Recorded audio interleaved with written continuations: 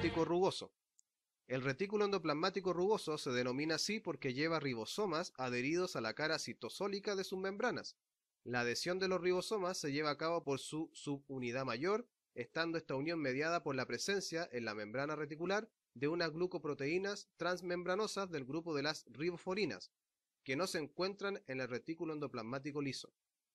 El retículo endoplasmático rugoso está constituido por sacos aplanados, también llamados cisternas, de 40 a 50 nanómetros de espesor y vesículas de tamaño muy variable, desde 25 a 500 nanómetros de diámetro. Su lumen está ocupado, en general, por un material poco denso, aunque en ocasiones puede presentar inclusiones densas o cristales. ¿En qué células se encuentra más desarrollado el retículo endoplasmático rugoso? El retículo endoplasmático rugoso se encuentra muy desarrollado en aquellas células que participan activamente en la síntesis de proteínas, como las células acinares del páncreas o las células secretoras de moco que revisten el conducto digestivo. Está presente en todas las células, excepto en las células procariontes y en los glóbulos rojos de mamíferos, aunque su distribución depende del tipo celular del que se trate. ¿Cuáles son las funciones del retículo endoplasmático rugoso? Las funciones del retículo endoplasmático rugoso están relacionadas con la composición bioquímica de sus membranas, que es diferente a la de la membrana plasmática o la del retículo endoplasmático liso. El retículo endoplasmático rugoso contiene en su membrana enzimas implicadas en diversas funciones. Por ejemplo, en la síntesis y almacenamiento de proteínas. Las proteínas se sintetizan en los ribosomas que van adheridos a la membrana citosólica del retículo endoplasmático rugoso, al mismo tiempo que se sintetizan y mediante un complejo mecanismo pueden quedarse en la membrana como proteínas transmembrana o pasar al lumen intermembranoso para ser exportadas a otros destinos, incluido el exterior celular. Otra función es la glucosilación de las proteínas. La mayor parte de las proteínas sintetizadas y almacenadas en el retículo endoplasmático rugoso, antes de ser transportadas a otros orgánulos citoplasmáticos, como el aparato de Golgi o los lisosomas, a la membrana plasmática o al exterior de la célula, deben ser glucosiladas para convertirse en glucoproteínas. Este proceso se realiza en el lumen del retículo. Gracias a los oligosacáridos pueden pasar del lado citosólico al luminal, debido al movimiento de flip-flop de un lípido transportador, el dolicol. Acá tenemos una microfotografía electrónica de transmisión de alto aumento, en la cual vemos una membrana plasmática. Fíjense que este es el lumen, le vamos a poner una L, ese es el lumen, y este es lo que está afuera, le vamos a poner una E, de extra. Fíjense que existen una serie de adhesiones a la membrana del retículo endoplasmático que corresponden a los ribosomas. Por lo tanto, esta adhesión de los ribosomas a la membrana le otorga un aspecto rugoso si se observa menos aumento.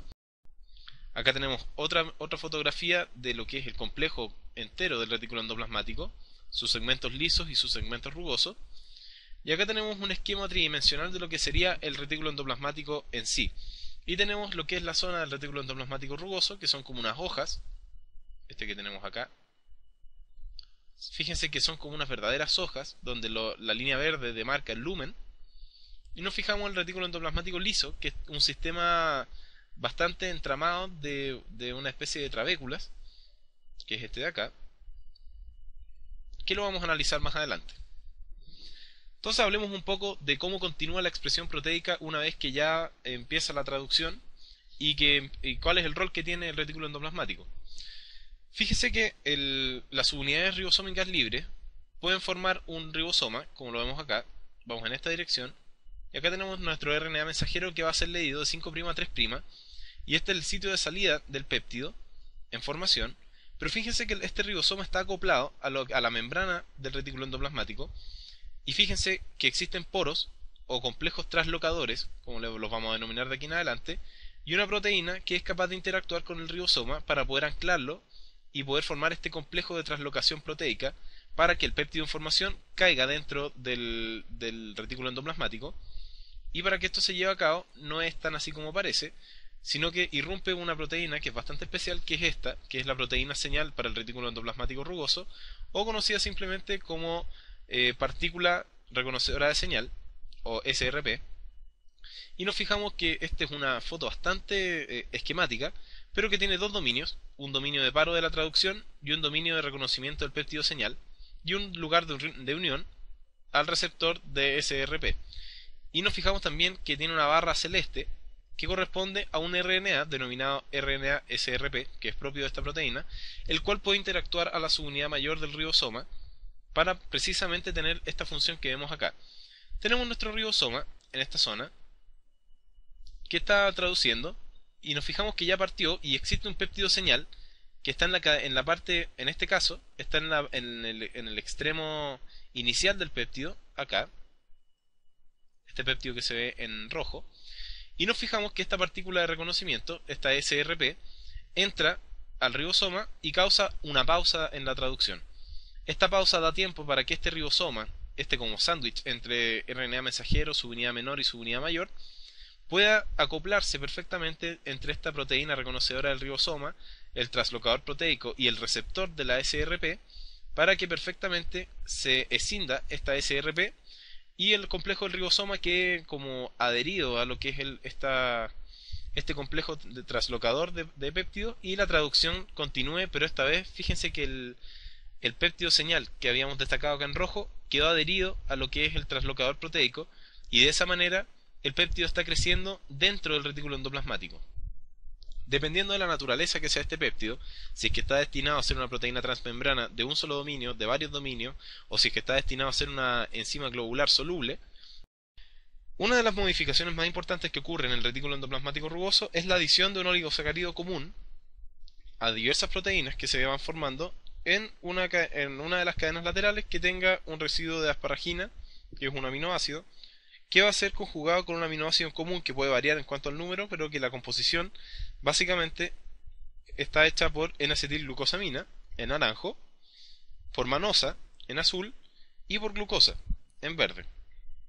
Esto puede variar dependiendo de la cantidad de residuos que se vayan a ir modificando o de la función que tenga que tener esta proteína. Y ya veremos más adelante diferentes cosas que pueden pasar, por ejemplo, dentro del complejo de Golgi. Aquí tenemos un ejemplo de cómo, una visión simplificada de cómo se agrega todo este complejo, este oligosacárido, que está unido a un lípido, denominado dolicol. Y fíjense que por acción de enzima, esta unión se puede transferir a la asparagina que habíamos hablado antes.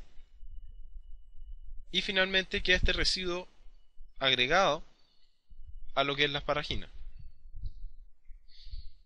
¿Cómo se crea este residuo? Fíjense que el dolicol que está mirando, el ensamblaje de este oligosacárido comienza fuera de la membrana o fuera del lumen del retículo endoplasmático, utilizando ATP, luego utilizando un residuo de N-acetilglucosamina, dos residuos de N-acetilglucosamina unidos a UDP, y luego utilizando 5 residuos de manosa unidos a GDP.